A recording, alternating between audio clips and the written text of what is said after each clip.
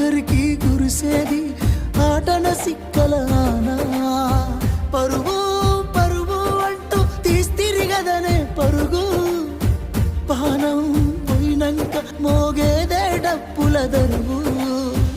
ఉండదనికే హాని పిల్ల పాపాలతోని, హాయిగా బతుకేను వందేళ్ళు. నువ్వు పువ్వులు అల్లుకొని పోతున్నవే అత్తగారింటికి, నే పువ్వులు జల్లుకొని పోతున్ననే కాలే తాటికి.